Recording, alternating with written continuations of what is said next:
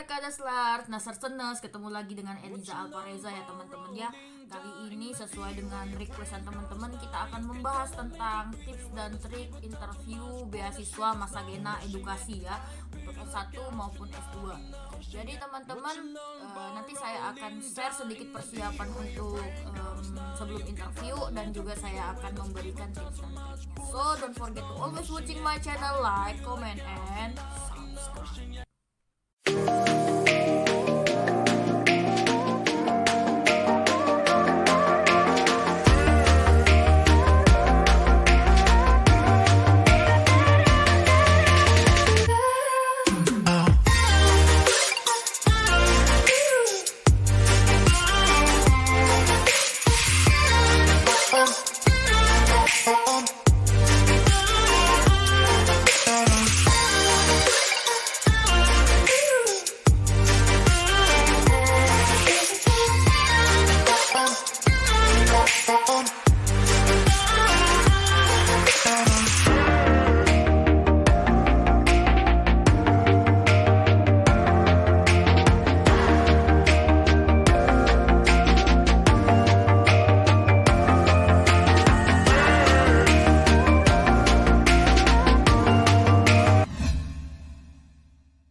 Oke teman-teman, sebelumnya kenalin dulu, aku Eliza Alvareza, awardee dari beasiswa Masagena Edukasi Turki ya teman-teman ya, tahun 2020-2021 ya teman-teman ya.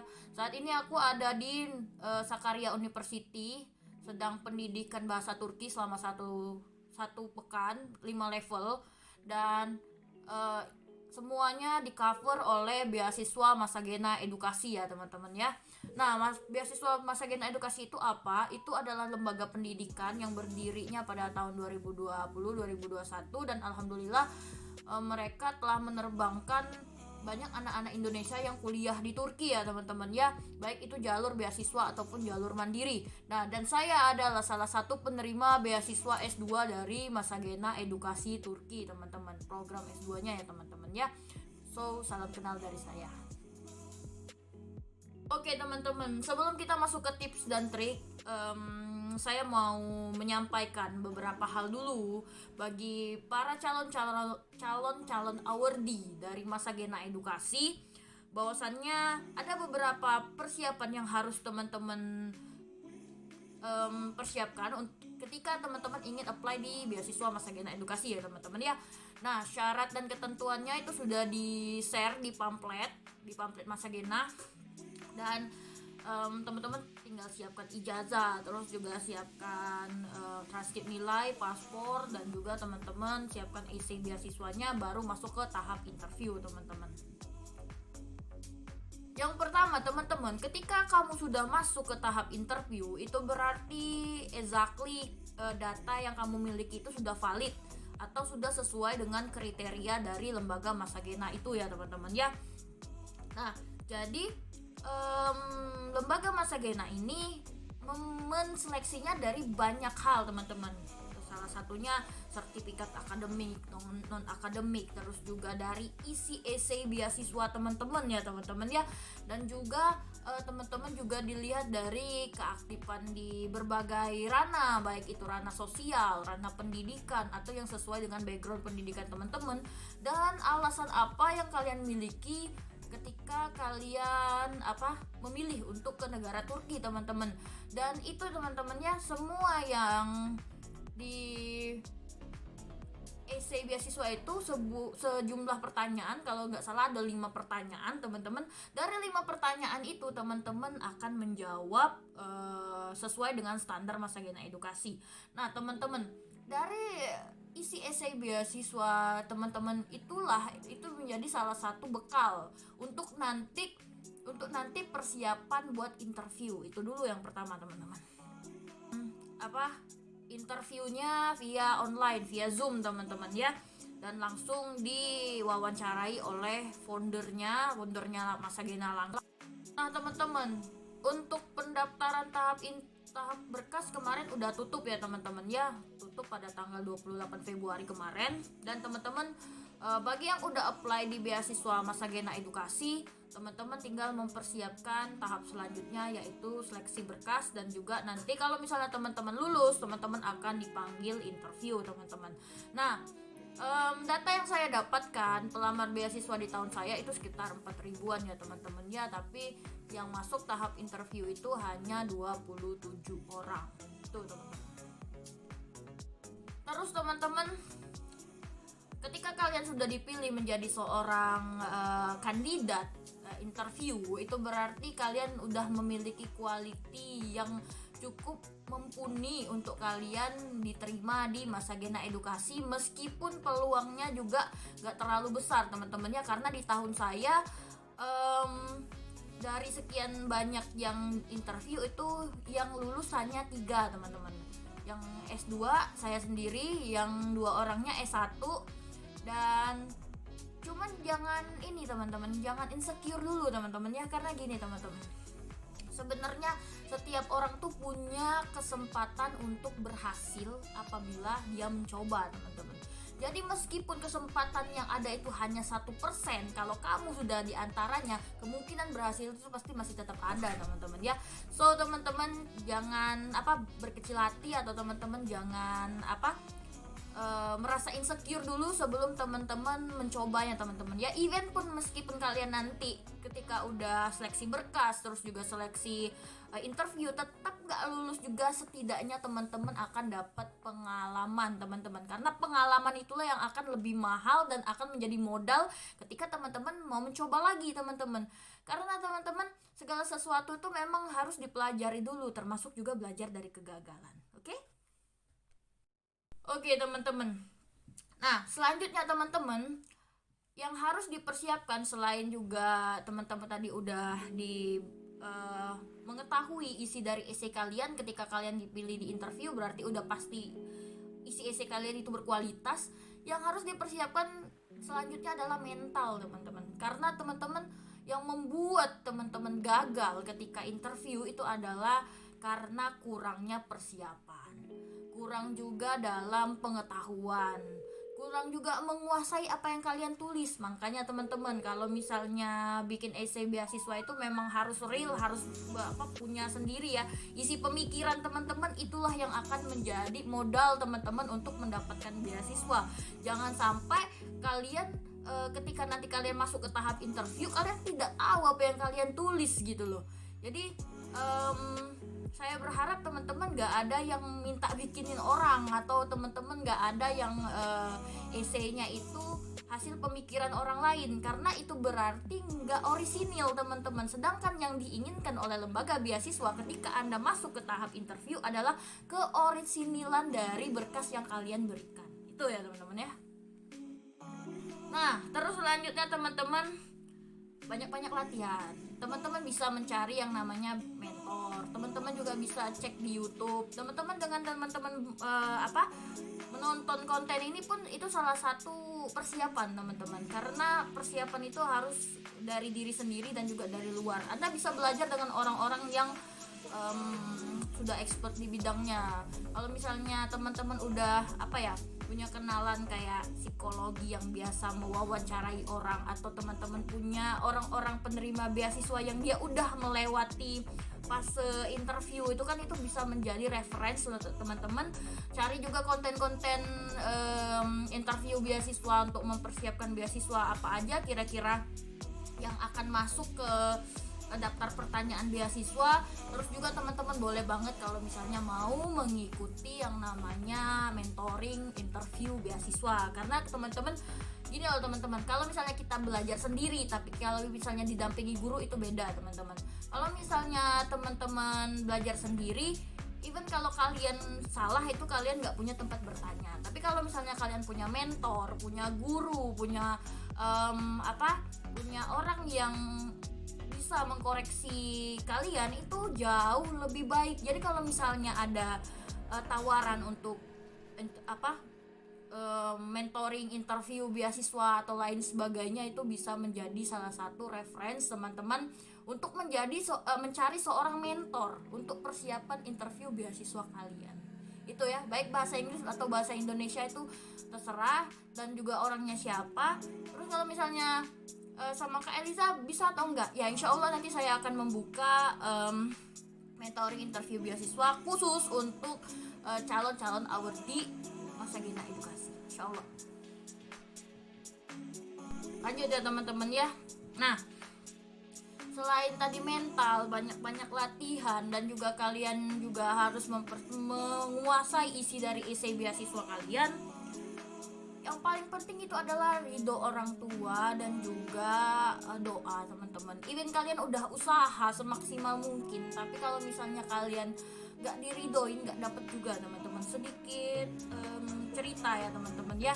Jadi dulu saya itu sebelum saya ke Turki itu saya itu dapet LOI dari salah satu universitas di UK teman-teman. Nah, universitasnya namanya apa ya? Saya lupa. Nah, jadi saya itu udah dibantu sama kayak agen pendidikan juga teman-teman. Nah, kemudian saya itu didaftarkan di beasiswa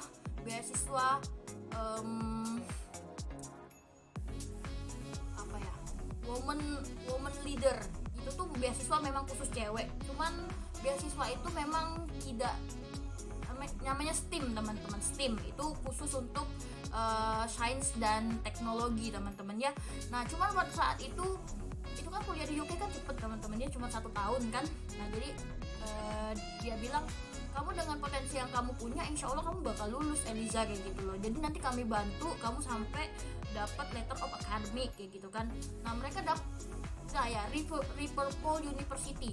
Nah, dulu saya dapat LOI dari Liverpool University teman-teman. Saya juga, padahal negara UK itu adalah negara impian saya karena kuliahnya cepet ya teman-teman ya. Uangnya juga besar teman-teman. Jadi kalau kuliah di UK itu kalau beasiswanya itu 17 juta sebulan teman-teman ya. Auto kaya kita teman-teman. Nah, teman-teman ya. Nah, jadi LOI udah dapet, tapi saya ini bilang ke orang tua gitu loh. Saya bilang ke orang tua saya, Umi, ini aku insya Allah didaftarin beasiswa nih sama lembaga ini. Terus insya Allah aku bakal ke UK. Nah, orang tua aku nggak ridho teman-teman. Dia bilang kayak gitulah, kamu sarjana agama ngapain ke UK gitu kan. Dia bilang kayak gitu, apalagi harus change jurusan kan. Padahal aku tuh mikirnya kayak yang penting kan uangnya banyak gitu kan, terus kuliahnya cuma 1 tahun, aku mikir kayak gitu kan, dapat beasiswa pula gitu kan.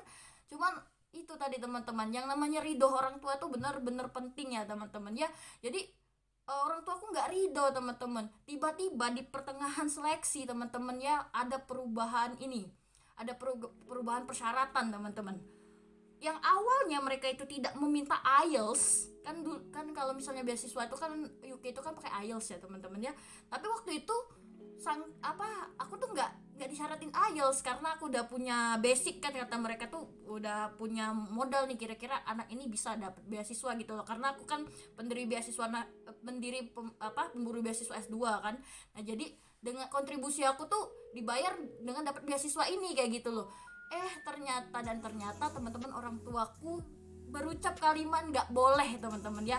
Pada saat itu juga ada perubahan berkas dan aku gelabakan nih teman-teman. Wah, gimana mau cari IELTS dalam waktu 1 minggu gitu kan.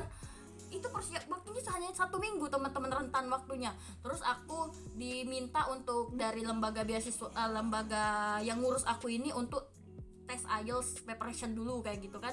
Nah, kemudian kalau misalnya skornya sampai itu aku baru daftar ke yang real, dan itu harus bayar sekitar 3 jutaan teman-teman.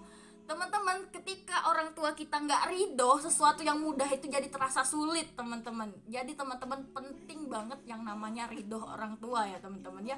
Padahal rezeki itu sudah di depan mata, kalau orang tua berkata tidak akan dapat teman-teman. Ridho Allah, ridho orang tua, itu dulu yang harus teman-teman pahami. Nah teman-teman, jadi dari sana teman-teman, kemudian aku juga mau sedikit share ya teman-teman ya, ridho orang tua tuh penting. Jadi setelahnya itu aku curhat ke teman-temanku, terus aku bilang kayak, aku dapat kesempatan beasiswa ke UK loh, tapi orang tua aku nggak ridho, gimana ini? Ya udah kan, kayak gini, aku punya tips buat kamu Eliza, kayak gitu kan. Kalau memang orang tuamu gak ridho, coba kamu cari ridho orang tua dulu. Insya Allah kalau misalnya orang tua kamu ridho, segala sesuatu itu akan terasa mudah gitu loh. Jadi aku dikasih tips ya teman-teman. Tipsnya kayak gini. Pada saat itu Ramadan ya teman-teman ya, pada saat itu Ramadan. Ini memang belum aku share ke akun-akun ke YouTube aku yang sebelumnya teman-teman, dan ini khusus banget buat yang ke tahap interview teman-temannya. Insya Allah ini bisa menjadi modal dan bekal untuk kalian juga. Nah jadi teman-teman, aku bulan Ramadan terus aku buka bersama gitu sama teman-teman aku ya. Aku nih punya teman-teman yang udah S3 semua teman-temannya. Mereka juga para awardi. Aku curhat sama mereka tuh, gimana nih usia aku sudah sekian, ini udah 3 tahun aku belum dapat beasiswa kayak gitu lah. Jadi aku bilang kayak gitu, Eliza, aku ada tips untuk kamu. Nah ini tipsnya teman-teman. Jadi teman-teman, di bulan Ramadan itu ketika aku sudah curhat sama teman-teman aku, salah satu teman aku itu dia sahabat aku yang aku kenal dari tahun 2018, dan dia adalah penerima beasiswa dari IDB Jepang teman-teman. Dia sekarang itu udah selesai S2-nya, dan dia sekarang ini jadi dosen di kota Palembang, udah pulang juga.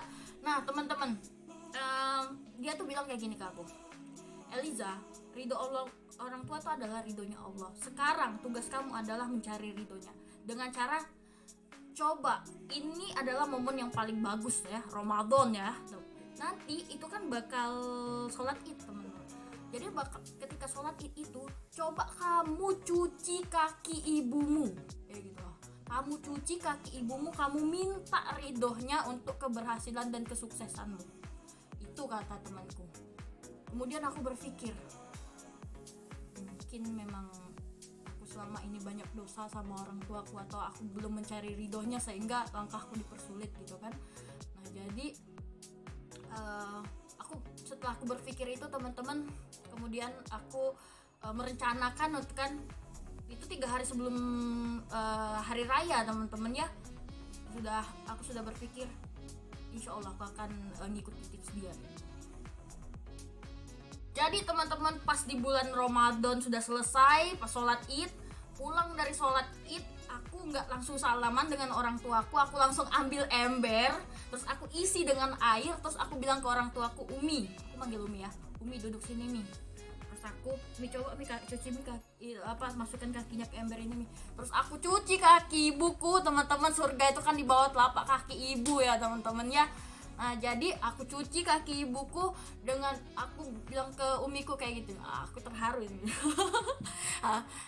Aku cuci kaki ibuku dan aku bilang ke Umi kayak gini, Mi tolong Mi ridhoi aku Mi, aku ingin melanjutkan pendidikan aku Mi, aku ingin ke luar negeri Mi, aku sudah 3 tahun Mi memperjuangkan ini Mi, aku bilang kayak gitu.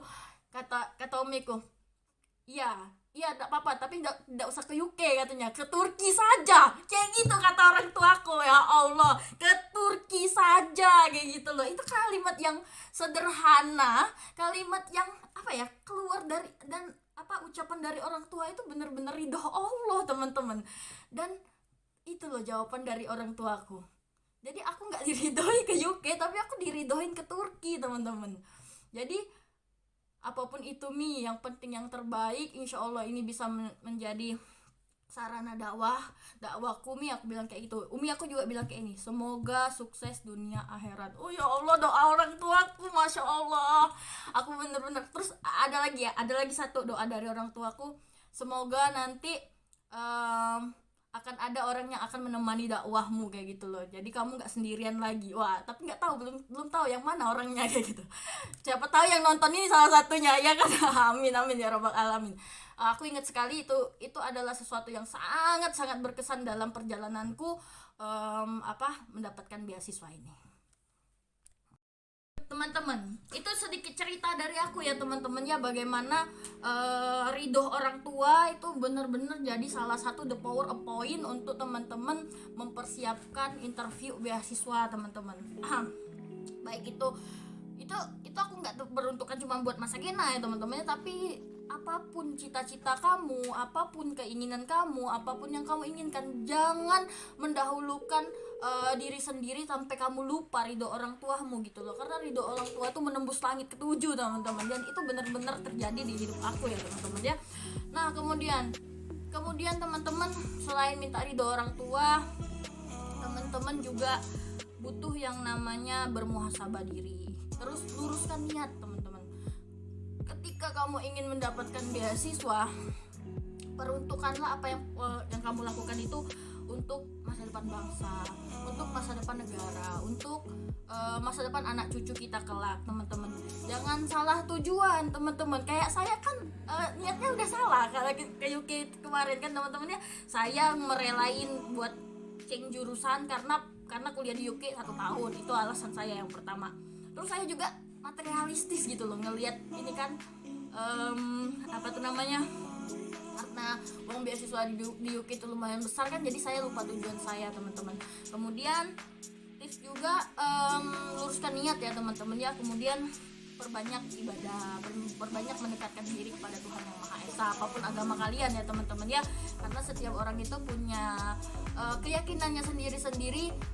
Kalau saya pribadi teman-teman, saya itu ini sedikit tips juga ya teman-teman ya, untuk yang khusus agama Islam. Coba deh kamu setiap sholat itu selipkan doa di sujud terakhirmu. Karena gini loh teman-teman, ketika kita berbisik ke bumi, insya Allah langit akan mendengarnya. Jadi teman-teman, setiap sholat coba selipkan doa di sujud terakhir kamu. Jadi paling nggak lamain kayak gitu kan sholatnya, sujud terakhirnya kan kayak biasanya kamu cuman baca subhanaka wa bihamdi hanya 3 kali, tapi kamu tambah dengan doa-doa lain kayak gitu loh di dalam sujud terakhirmu teman-teman. Dan itu dilakukan berulang-ulang. Jadi teman-teman, doa itu memang harus dilakukan berulang-ulang teman-teman. Jangan misalnya hari ini doa kamu A, besok ganti B kayak gitu, atau nanti C kayak gitu. Coba lakukan berulang-ulang sampai tercapai teman-teman ya. Karena gini loh teman-teman, Rasulullah SAW saja punya doa ingin mengubah kiblat teman-teman, ingin mengubah kiblat dari Masjidil Haram ke Masjidil Aqsa itu butuh waktu tahunan teman-teman. Nah, saya mendapatkan beasiswa ini juga saya butuh waktu 3 tahun dulu teman-teman. Itu berarti apa? Saya 3 tahun setiap sujud terakhir itu doanya nggak akan ganti-ganti teman-teman. Doanya sama. Pengen kuliah, pengen dapat beasiswa, pengen kuliah, pengen dapat beasiswa gitu teman-teman. Apapun kamu selipkan di doa di sujud terakhir kamu. Dan teman-teman, efek lainnya teman-teman, ketika kita mendekatkan diri kepada Allah, jiwa kita akan tenang dan juga kita akan merasa dekat teman-teman. Dan yang paling penting teman-teman, kalau dari sisi psikologi, kalau dari sisi kesehatan teman-teman, sholat adalah obat dari segala macam penyakit, termasuk juga penyakit hati, penyakit jiwa. Dan juga sholat itu juga menjadi sarana untuk menambah kecerdasan. Karena itu secara psikologi, kalau saya kaitkan teman-teman, ketika kalian sujud itu akan ada oksigen yang masuk ke dalam otak. Nah, ketika oksigen itu masuk ke dalam otak, itu akan menambah pola pikir, menjernihkan pikiran, dan juga itu akan menambah daya ingat, pemahaman, dan juga itu akan menambah kecerdasan teman-teman, insya Allah, amin. Nah teman-teman, itu tadi persiapan yang harus teman-teman siapkan ketika teman-teman ingin mendaftar melanjutkan ke interview beasiswa ya. Nah sekarang kita masuk ke tips dan trik teman-teman.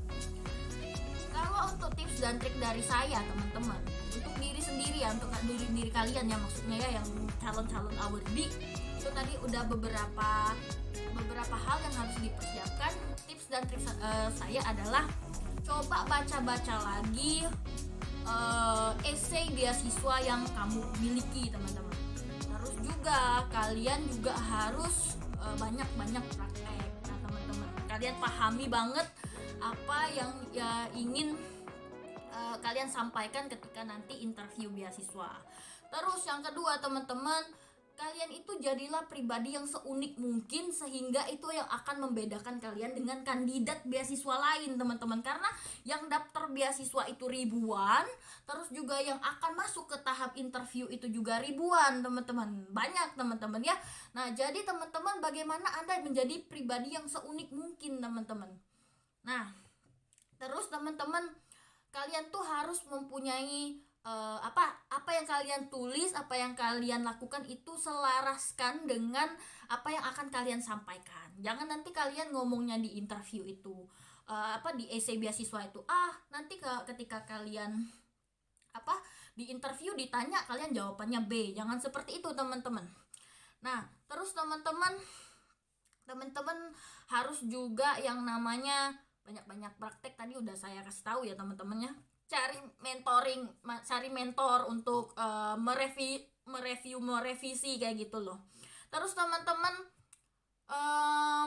juga harus latihan yang namanya berbicara di depan publik, teman-teman. Terus teman-teman juga harus atur napas, teman-teman ya. Kayak saya ini kan ngomongnya terlalu ngebut ya, teman-teman ya. Saya ngomongnya terlalu cepat karena udah kebiasaan di depan layar, teman-teman. Tapi kan tiap kita beda-beda, teman-teman ya. Karena intonasi penyampaian, terus juga apa yang kalian utarakan itu harus tegas, jelas, dan lugas. Jangan bertele-tele, teman-teman. Terus juga kalian jangan jangan kebanyakan mikir kayak gitu kan.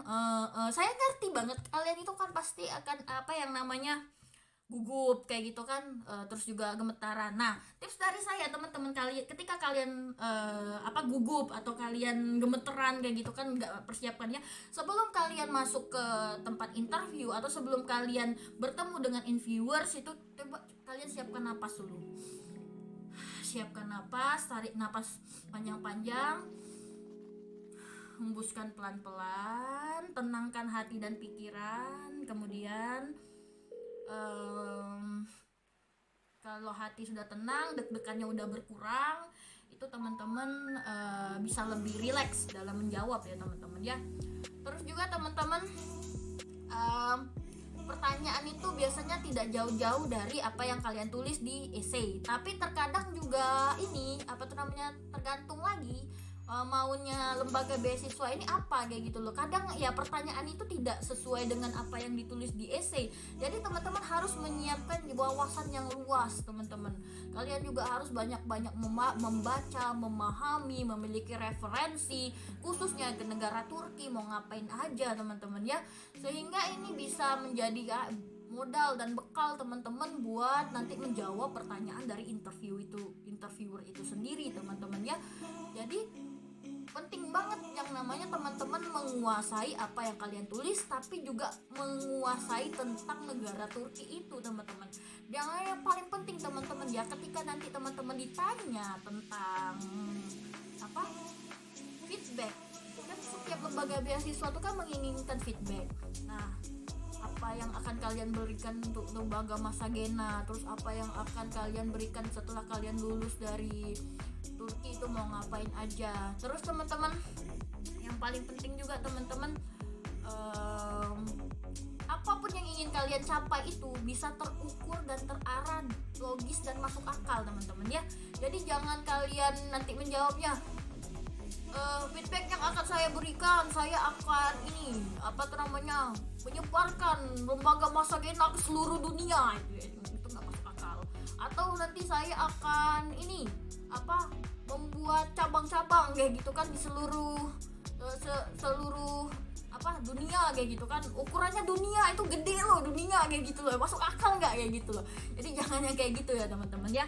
Jadi apapun yang ingin kalian kontribusikan itu harus terukur dan terarah, logis, dan juga sesuai dengan apa yang kalian mampu dan apa yang kalian bisa. Nah, terus yang paling penting jujur ya, teman-teman ya. Sorry ngomongnya agak kebelit. Jadi yang paling penting itu kalian tuh harus jujur. dan juga apa yang kalian sampaikan itu benar-benar nggak setelah dan bisa kalian dan telah kalian lakukan teman-temannya. Karena banyak kan orang-orang itu kan melebih-lebihkan teman-temannya, melebih-lebihkan atau mengurang-ngurangi kayak gitu kan, dan itu kan bisa jadi penilaian karena orang yang interview kalian itu kan bukan orang biasa, pasti orang pintar ya teman-temannya. Jadi kalian nggak usah dibuat-buat kayak gitu loh teman-teman.